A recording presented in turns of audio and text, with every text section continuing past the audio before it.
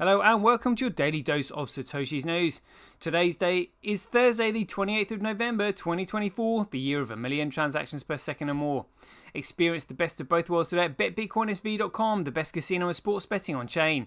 Have a little flutter in private using the original protocol and genuine Bitcoin. Right, let's see what we got in store for us today. Looking really juicy with this COPA judgment and stuff like that. A Mela being caught with a conflict of interest. You know, we'll have to see what's going on. It's absolutely outrageous. More posts here from CSW on Michael Saylor. Then more posts from him. I mean, it's awesome seeing him producing all his work. Some news on Teranode. Oh, beautiful stuff. We're just going to go over this news article here from, I think it's Federal Reserve Post. We'll play that and we'll comment on it. Got this article here by CoinGeek on the Teranode. Again, this is like back in January 2024, but I can't remember reading it, so we'll go over it. Little bit of 365 days of Bitcoin history, and then we'll catch up with the figures, and that'll be the end of the show. Right, let's get into it.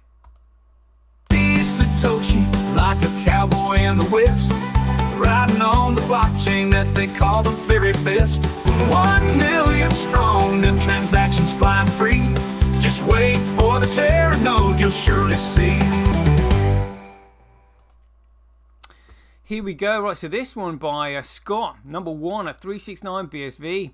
He says, let's look at what we know. And this is referring to the COPA case and everything. He said, okay, firstly, Mela has presided over a previous case involving CSW. He ruled against CSW. CSW appealed that decision and it was overturned by 3 appeal judges unanimously. So Mela made a wrong judgment previously. Secondly, there was a judge lined up for this case that COPA got removed because of some work he had done for N-Chain, and COPA got Judge Mela to be used for the case instead, showing there was a strategic advantage due to him being pissed off having his previous judgment questioned, his professional competence questioned by the appeal judges, going against Mela's judgment. Thirdly, Judge Mela's meeting at a patent convention with Tufty Pussy aka David Pierce, who was involved in the organisation and predated COPA, who gave Judge Mela an anti-Craig book on the first day of the trial, and who was also told inside information that was not even privy to both counsels of when the written judgment would be made. May I add, this happened at COPA event, not an N-Chain event or a Block Dojo event, but a COPA event. I spoke with various members of the court team, the tech guys, the security at the court, and no one has ever heard of a judgment being made on the last day of court. There is always a period of deliberation before judgment is passed via a written judgment. That would show he knew the answer even before he had gone over the whole evidence, regardless of what CSW was to say or not to say. Yeah, exactly. The judge made excellent exceptions for CSW's auditor, and never denied it being a thing in trial. I think CSW's performance was one of the best court performances we've seen from such a bad bunch. Yeah, it was. CSW did exceptionally well. CSW even mentioned having anger management classes to help him from the trial. However, on the one occasion where he actually needed alternative help, i.e. to write down an answer about an extremely technical question, CSW was interrupted and promptly asked to answer the question in a manner that greatly hindered his process. The answer was right, but not in the way Bird and Bird deemed right. If Bird and Bird having a greater code understanding than S-script experts Xiaowei Liu, sorry for the butchering the name, or Zem Gao, who stated the way CSW stated his answer on unsigned integers was completely correct in the context of how the original Bitcoin was designed to function, then bravo to Bird and Turd that know more than the experts. And lastly, this is purely speculative on my part as a witness of the whole court proceedings. Judge Mela does not like Dr. Wright. As the weeks went on, it was obviously that the veil of kindness and acceptance wore thin by the end, and so impartially is not being obeyed. Oh, and also, we had this little nugget of information come out of the Twitter sphere. Who knows if it's true, but not being as Turd and Bird like us to use Twitter as evidence, it should be excellent evidence. And as diagnosed, sufferer of ASD, I do not like using the main lights. I always use yellow soften lights, and I cannot cope if I find it very difficult to concentrate in places with multiple things happening.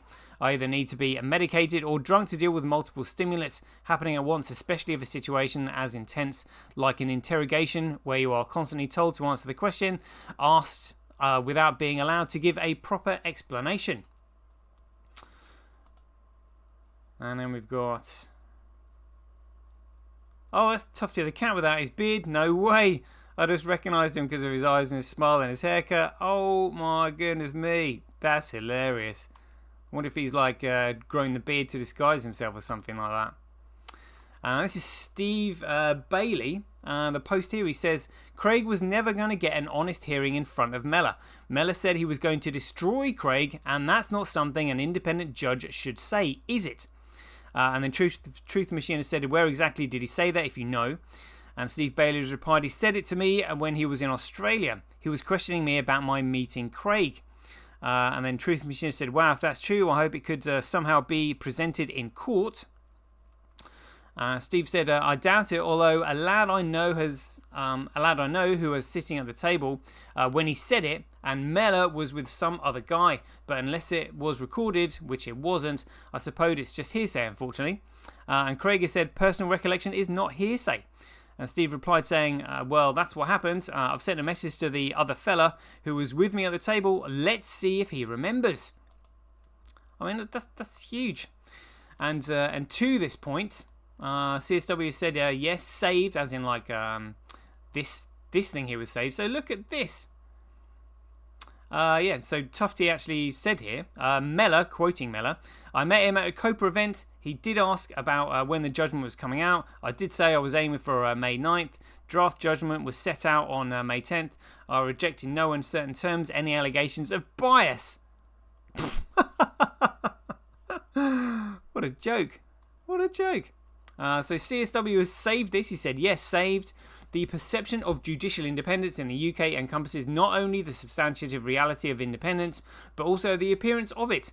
This dual emphasis is critical in maintaining public confidence in the judicial system and ensuring its legitimacy. Well, unfortunately, it's an administration court that this is taking place in, so it's completely illegitimate and unlawful.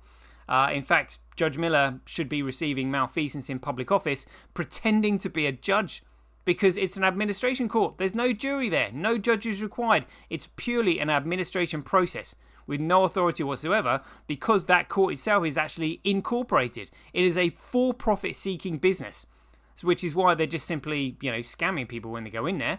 It's absolutely outrageous what's going on. And that's Halsbury's law on administrative courts 2011, that is. There is no authority for administrative courts in this country and no act can be passed to legitimise them due to the constraints on the monarch's oath at their coronation. It's completely illegitimate. So judicial independence in its true form ensures that judges are free from existential influences, whether from the government, private interests or other parties, allowing them to decide cases impartially based on law and evidence. Well, again, we know that in order to be a judge, they have to actually read the Devil's Handbook. I'm not joking. Seriously, the Devil's Handbook. Because what they know, they're actually acting in a satanic manner. Because they actually swear an oath to the Bar Association, which outranks their judicial oath. It's absolutely outrageous what's going on. They're a private for-profit corporation. They are a corporation. They're a dead entity. They have no authority whatsoever. None.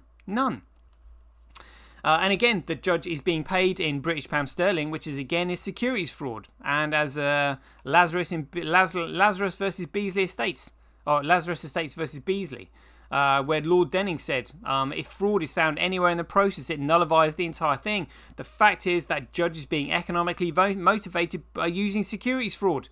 So he's being economically motivated by a non-governmental US private corporation with shareholders. He literally cannot uphold any judicial oath because of that. Unbelievable. Public trust in the judiciary hinges on the perception that decisions are made without bias or undue influence. This concept was underscored in Porter versus McGill 2001, where the House of Lords emphasised the importance of avoiding any appearance of bias in judicial proceedings. The test established in that case focused on whether a fair-minded and informed observer would conclude that there was a real possibility of bias. The importance of maintaining this perception is further recognised in institutional structures such as the separation of powers and the constitutional safeguards that ensure the judiciary operates independently from the executive and legislative branches. The Constitutional Reform Act 2005, for instance, created the Supreme Court of the United Kingdom to reinforce the judiciary's independence and to ensure it was separate from the legislative body, previously symbolised by the appellate functions of the House of Lords. Thus, independence must not only exist, but also be demonstrably visible to the public. This ensures that the judiciary is not only impartial, but also perceived to be impartial, preserving its role as a cornerstone of the rule of law in the UK. Any erosion of this perception, even without actual interference, risks undermining public confidence and the effective administration of justice. Yeah, I mean, let's just hope. I mean, Craig has got the financial resources to expose the corruption that's going on, so, wish him well in that. And then referring to Michael Saylor, Craig has said here, Michael Saylor's strategy is not one of personal risk, but calculated gamble with other people's money. By leveraging corporate debt and shareholder capital to buy BTC, he positions himself in a win-win scenario, at least for himself. If the value of BTC rises, he stands to make enormous personal gains, cementing his image as a visionary. However, if the value crashes, the losses are borne by others, the company, its shareholders, and the lenders who funded his acquisition. Meanwhile, Saylor has already extracted significant personal wealth through stock options, bonuses, and the inflated valuation of his holdings. This result is a classic case of privatizing profits while socializing risk. Your debt becomes his gain, and the supposed innovation of decentralized finance becomes just another way for insiders to profit at everyone else's expense. Yeah, brilliant there. I think I also responded to this. So Shana Puri, let's find out who this guy is. He said, founder, investor, and creator of My First Million podcast, over 25 million downloads a year. He said, can someone with a better brain than me explain what Saylor is doing? A, no strategy is without risk. What are the risks? What's the maths? If BTC drops to X price, it becomes a problem, ? And B, why is the stock at such a premium to, I think that's native value? So I've said answer A, the risk is that BTC is exposed as a worthless fraud and a Ponzi scheme. Then the value of MicroStrategy goes to zero because overexposed leverage position in BTC. And then why is the stock at such a premium? I said answer, the stock is at a premium because the stock price is speculating on the value of its BTC holdings continue to rise. Yeah, couldn't really explain it any simpler than that, really, to be honest with you. So let's have a look at some more posts here, as the CSW is on an absolute roll here. So he's entitled this one, The Paradox of Creation. I'm not finished, unbowed by twilight's luring deceit, still burning in dawn's furnace, seething with purpose. I craft, weaving shadows into form, drawing order from chaos, shaping life's unseen rhythm. Through my mind, logic coils and blooms like smoke, game theory unyielding, poised on chaos's fragile edge. Systems resonating in harmony, trembling with dissonance. My ideas tempered by sleepless toil and searing doubt, now adrift, spreading like relentless spores. Some claim them, drape them in borrowed names. Oblivion, the thief that plunders in silence, and yet in this theft a paradox blooms, a joy sharp-edged, bitter in knowing that the roots are mine, veiled by foreign acclaim. I watch as they spread into unfamiliar skies, unbound wandering landscapes I will never tread. Their hushed beginnings now roaring in unintended consequences. Let others cloak themselves in glory, fleeting rags, borrowed, frayed, unravelling their seams. The essence remains etched deep into my bone. It is enough to feel the world's axis shift. Under the weight of patterns I willed into motion. Still I work unyielding, relentless.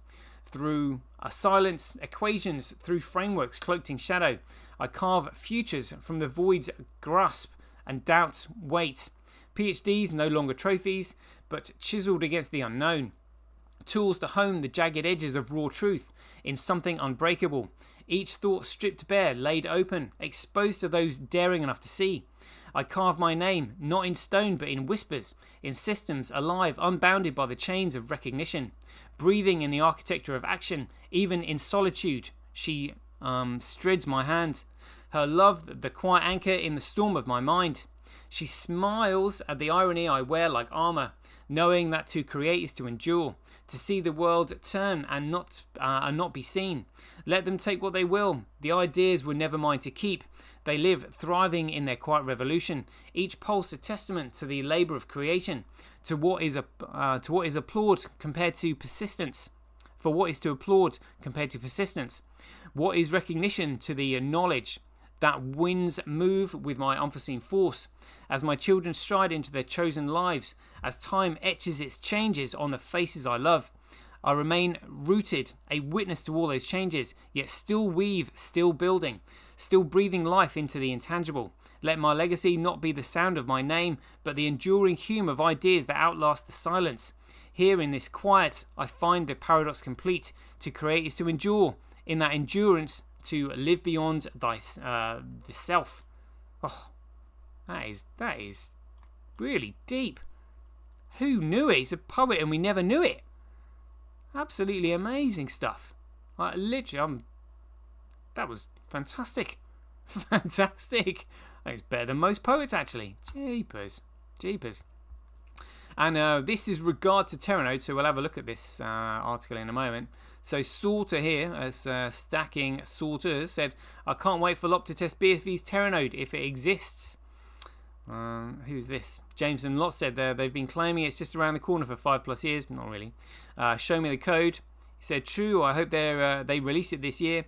Any comments on the assumptions laid out in the article? And this was on the 20th of November. CSW said, it is running. It is running. Come on. Might have to bookmark that, actually. There we go. Look at that. That on 28th of November. So that's today. That's as good as Hal Finney poster running Bitcoin. Beautiful. And look at this. So I've said Teranode. Somebody's created this from AI, which is the Bitcoin Dreamcatcher. Catching Teranode.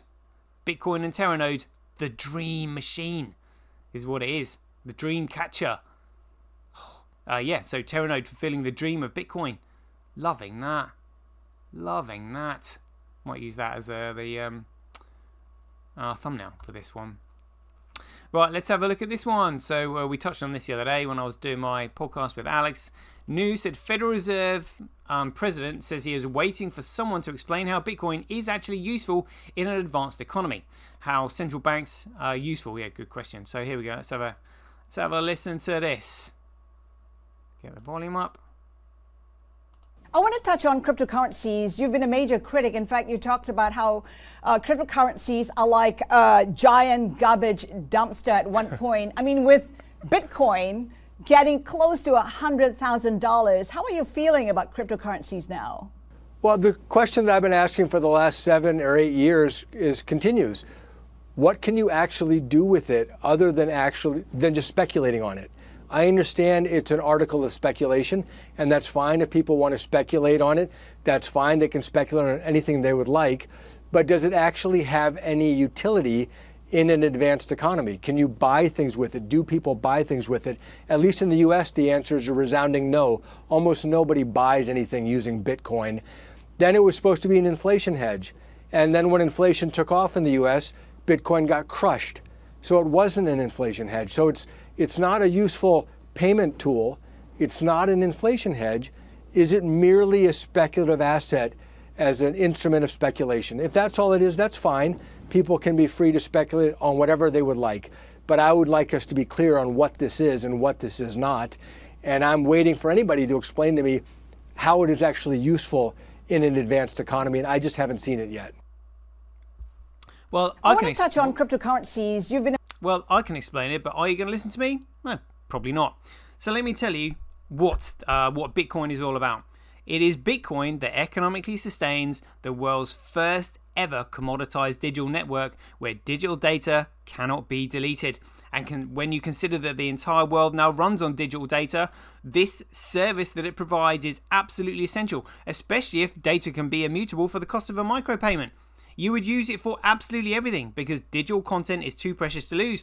And every time you upload content, you're effectively surrendering the sovereignty of it to these Silicon Valley cartel, all these corporate servers. Whereas now, when we upload the content, we own and control that content. It cannot be deleted, can't be disputed, can't be cracked, hacked, altered, or changed.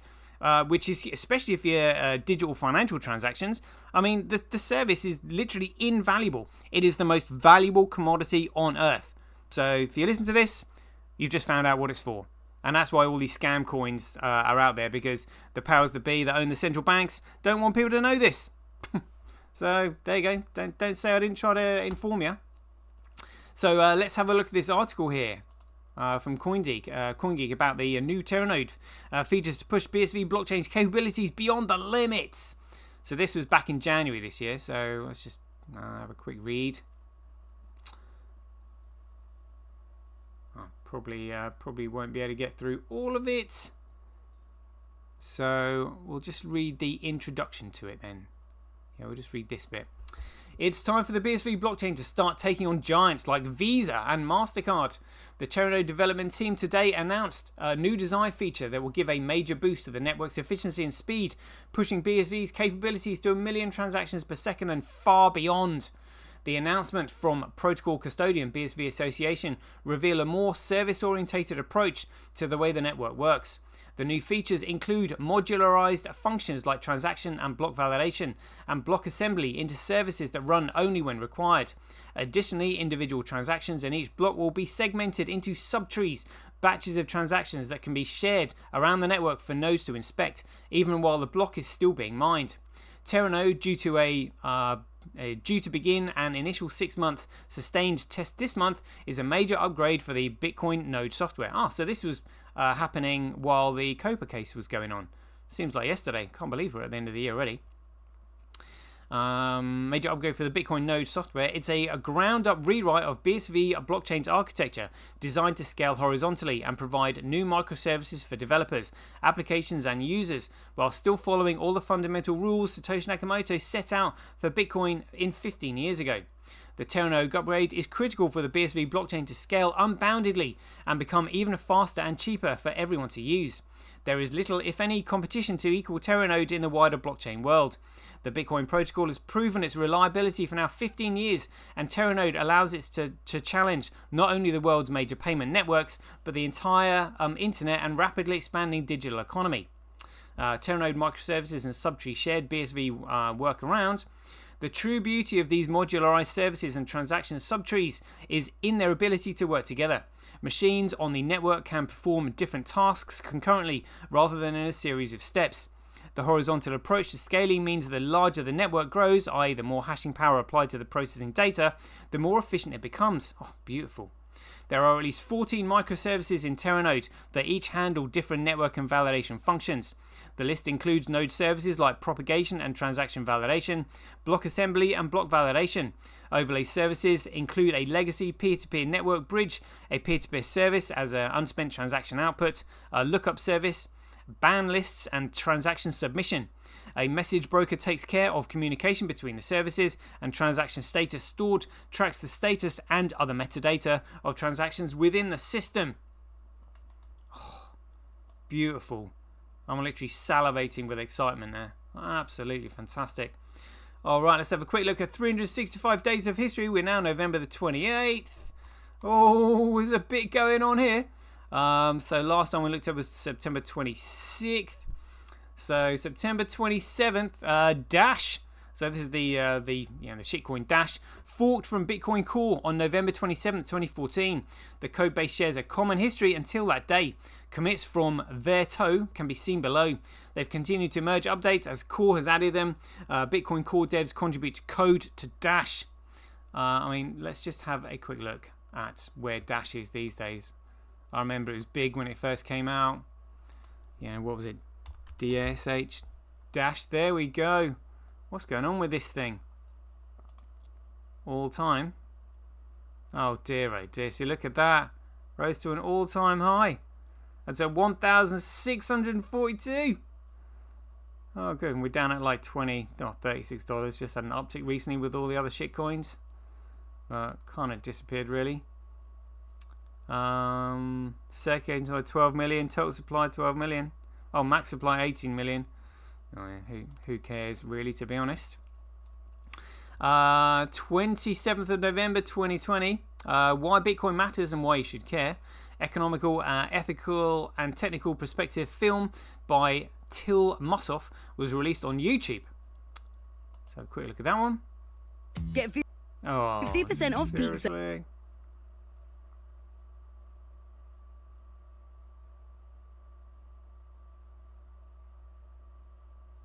More adverts, come on. Cashing in on the crypto craze, a payment company announcing a new feature that will allow users to buy, sell, and hold cryptocurrencies, including Bitcoin. Cool. That was actually quite a good movie. Quite enjoyed that one. 28th of November 2012, the first Bitcoin halving. And this is where the meme of scarcity make number go up came from. That cracks me up. I always think of Anthony Popolano. Whenever I see that, scarcity make number go up. Yeah, that's right. Like, no understanding of Bitcoin's economic model whatsoever. That's hilarious. 28th of November 2012, halving day. The value was just $12.25. 10 days later, it was $13.43.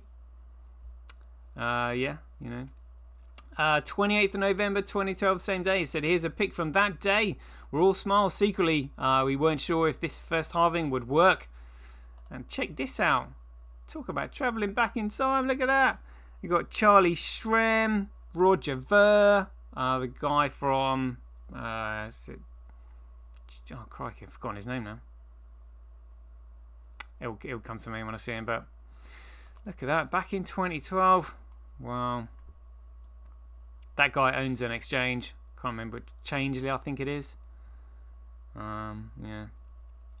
28th of November 2017, BTC reached $10,000 for the first time. Well, that was in 2017 on today's day. Look at that. Whoa.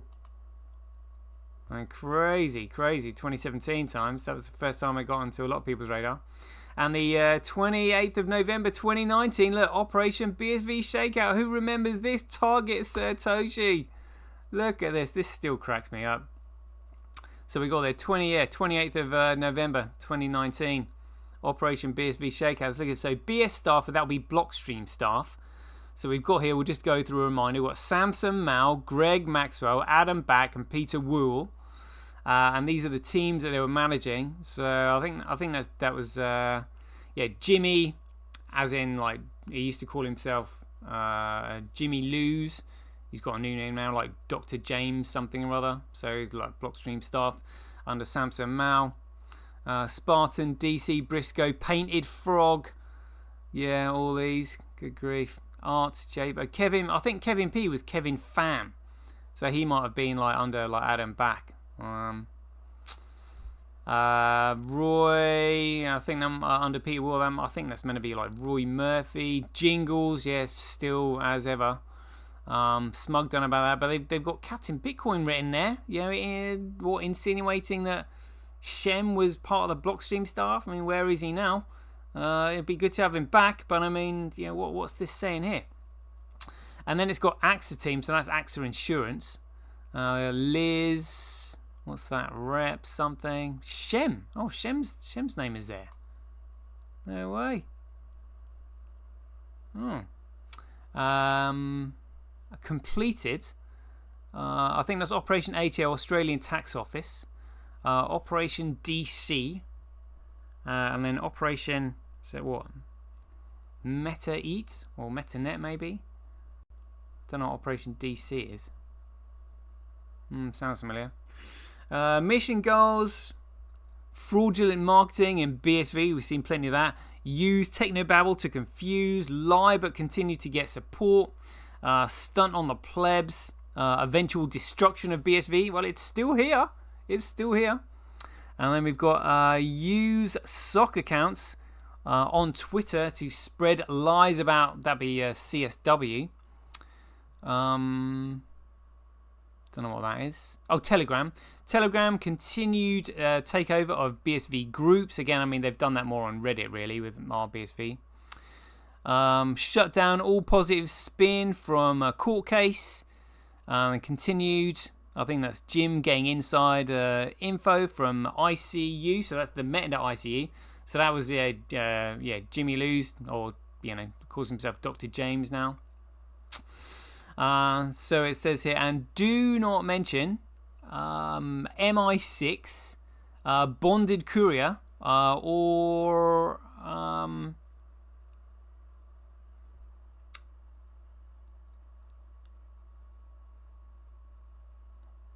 I think that's Tweety Bird Brain. Do not mention Tweety Bird Brain.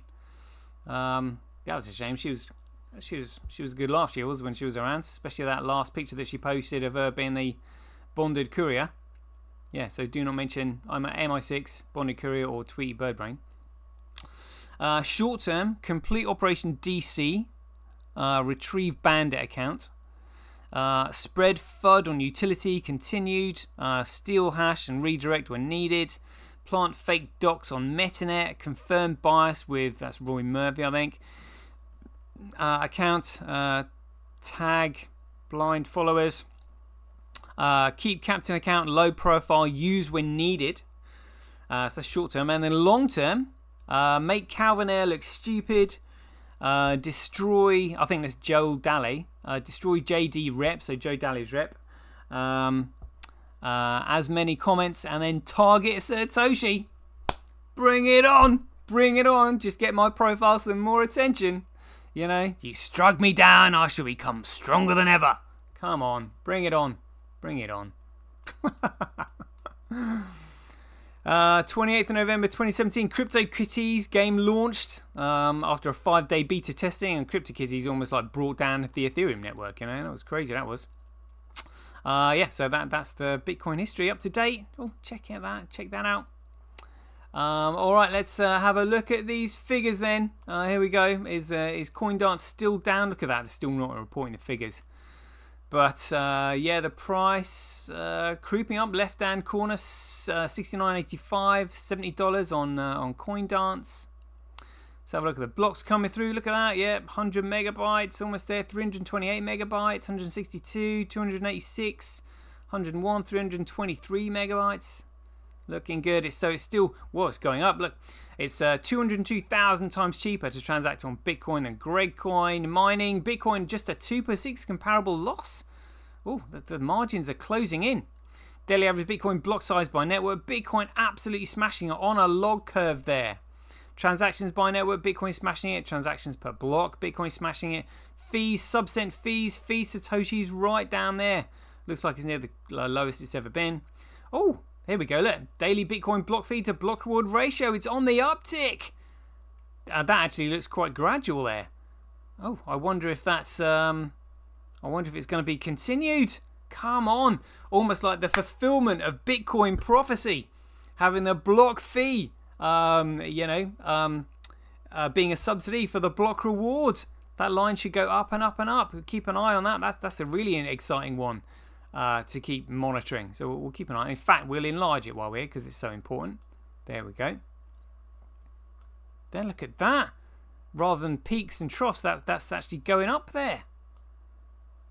Oh, beautiful, beautiful. We'll actually get the image up of that next time. Blockchain growth. That's the only chart you really need to look at to tell you what's going to happen in the future. So we got. Gregcoin hash rate, other miners with 3.4 on that. Bcrash hash rate, Binance with 20% on that.